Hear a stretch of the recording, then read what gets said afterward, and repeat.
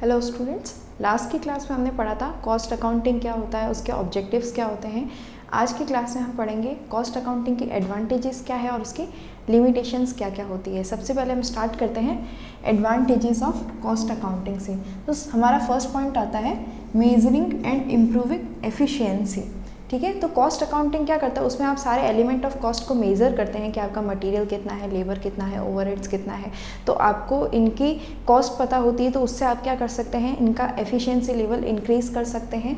ठीक है, फिर आइडेंटिफिकेशन ऑफ अनप्रॉफिटेबल एक्टिविटीज़। कई बार क्या होता है कि हमारा बिजनेस है वो तो प्रॉफिट शो कर रहा है, पर फिर भी बिजनेस के अंदर पर्टिकुलर कुछ एक्टिविटीज़ ऐसी होती है जो प्रॉफिट मेकिंग नहीं होती, उनकी वजह से हमें कुछ हद तक लॉस भी हो रहा होता है। तो कॉस्ट अकाउंटिंग यानी कॉस्ट को हम अलग अलग प्रोडक्ट्स की कॉस्ट को रिकॉर्ड करके हम क्या कर सकते हैं, उन अनप्रॉफिटेबल एक्टिविटीज़ का पता लगा सकते हैं और इनको इम्प्रूव भी कर सकते हैं, या रिमूव करने की ज़रूरत हो तो रिमूव भी कर सकते हैं।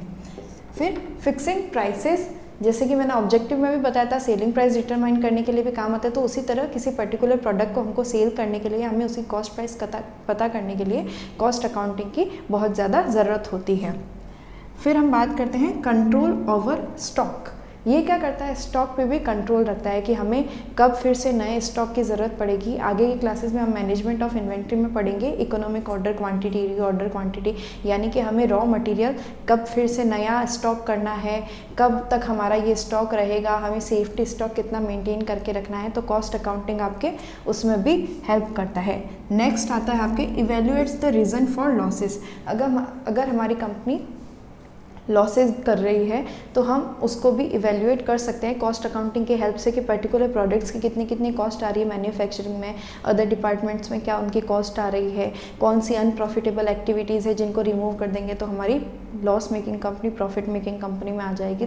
तो उन सब के लिए कॉस्ट अकाउंटिंग का होना बहुत ज़्यादा ज़रूरी है। फिर आता है आपके एड्स फ्यूचर प्लानिंग। हमें फ्यूचर के लिए अगर कुछ प्लान करना है कि हमें और कितने प्रोडक्ट्स बनाने हैं, जैसे अभी हम 100 प्रोडक्ट्स मैन्युफैक्चर कर रहे हैं, अगर हम चाहते हैं कि हम हमारा बिजनेस एक्सपेंड करें, कोई नई प्रोडक्ट लाइन इंट्रोड्यूस करें, तो उसके लिए हमारे उस प्रोडक्ट की हमें पता होगा रॉ मटेरियल इतना लग रहा है, लेबर इतना लग रहा है, ओवरहेड्स दूसरे इतने यूज़ आएंगे। तो हम उसके अकॉर्डिंग क्या कर सकते हैं, फ्यूचर की प्लानिंग कर सकते हैं अगर हमें हमारा बिजनेस एक्सपेंड करना है तो। नेक्स्ट आता है आपके helps in preparation of financial accounts.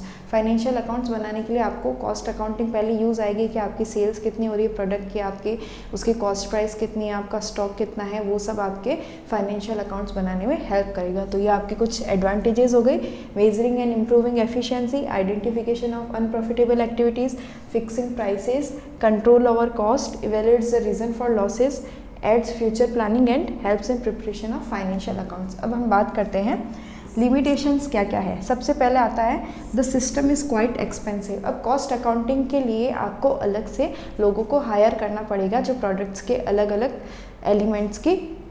Elements of cost की कॉस्ट पता कर सके, जैसे मटेरियल कितना है, लेबर कितना है, ओवरहेड्स कितना है, उसमें भी डायरेक्ट कितना है, इनडायरेक्ट कितना है। तो ये क्या हो जाएगा, आपका एक एक्सपेंसिव प्रोसीजर हो जाएगा, क्योंकि आपको अलग से फाइनेंशियल अकाउंट्स तो बनाते थे, अब आपको अलग से कॉस्ट अकाउंट्स भी बनाने पड़ेंगे। नेक्स्ट आता है preparation of reconciliation statement frequently is necessary. जैसे आपको पता होगा कि रॉ मटेरियल्स और लेबर्स वगैरह जो भी हैं उनकी कॉस्ट वगैरह है वो टाइम टू टाइम चेंज होती रहती है। तो उसके लिए हमें क्या करना पड़ता है कि जो हमारे प्रोडक्ट्स की जो हम कॉस्ट शो कर रहे हैं, हमें उन्हें time to time reconciliation statement prepare करना पड़ता है, जिससे कि हमें ये पता चल सके कि अब क्या क्या चेंजेस आए हैं, तो हम उससे आगे के लिए हेल्प ले सकें। Only past performance can be recorded.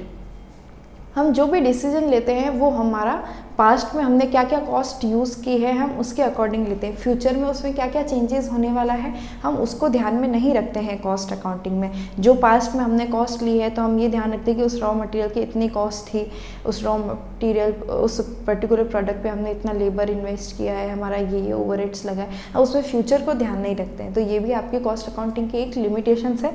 तो इसकी क्या क्या लिमिटेशंस हो गई, एक्सपेंसिव है, रिकन्सिलिएशन स्टेटमेंट फ्रिक्वेंटली बनाना पड़ता है, और सिर्फ पास्ट परफॉर्मेंस को रिकॉर्ड किया जाता है, फ्यूचर वाली को और प्रेजेंट में जो हो रही है उनको नहीं।